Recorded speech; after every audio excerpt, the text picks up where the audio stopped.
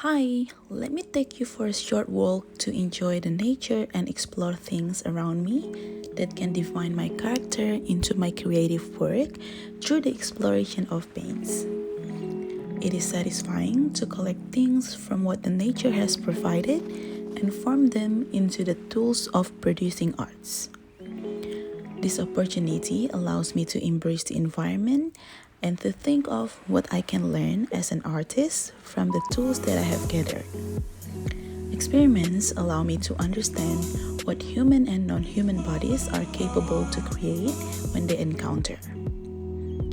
I'm using different type of paint such as acrylic, watercolor, and washable water-based paint.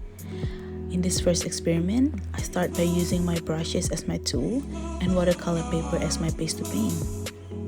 I really enjoy looking at the color gradation, also how the paint react to the paper.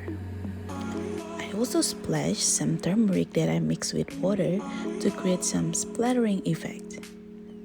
From the experience, I learned that acrylic takes time to dry and I can feel the stickiness even after a couple of minutes. But it doesn't need a lot of products to cover, and it's very easy to blend.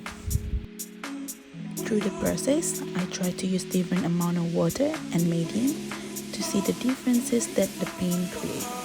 For watercolor, the more wet the brush, the lighter the paint will be. It is showing the transparent effect, and when dried, it is seen lighter than when wet. I have also gathered things inside my house to be used as tools to paint, such as cotton balls, cotton tip, comb, toothbrush, cardboard, and bubble wrap. Each has different characteristics and can be used in unique ways. I also try using the dry leaves that I collected as stamps by painting them and press them on the paper. I'm amazed of the result of the imprint. I learned that if we paint on black paper, we should use paint that is not transparent. It is the part of the journey when we learn by trying. Now, I use cardboard as the base of my painting. This experience reminds me of my childhood memories where I spend my time painting chunks. I feel a connection between now and then. I use bubble wrap to create pattern and mix the different colors. It is fascinating to see how chunks can be used as the functional tools. I learned cardboard is a porous surface, so it is hard to paint using water-based paint. Maybe next time I will try applying glue or using oil-based paint. I enjoy spending my time looking at artworks at museums and feel motivated to pour out my feelings onto my own piece of art. Playing and exploring colors, textures, and tools give me pleasure. I can feel the paint on my fingers and the texture of materials. I allow myself to relate and connect with the materials as I let myself to get familiar. Paint on bodies and brushes promotes a variety of gestures, motions, and forms of being and becoming. It makes me realize how unique each art piece as human and non-human beings have their own unique way to respond to pain's provocation. It is a reminder that there is no limit of what we can do.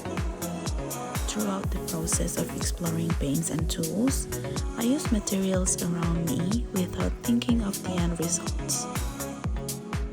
To create is to take a step into the unknown with improvisation at the center of the attempt.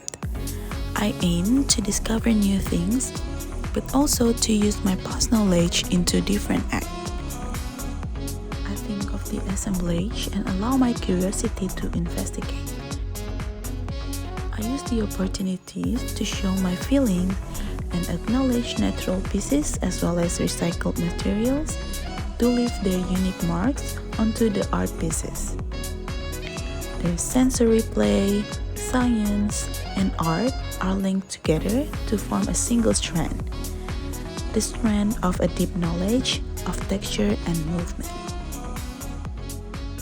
I acknowledge that mistakes, difficulties, and the inability to predict the outcomes are the fundamental aspects of artistic practice.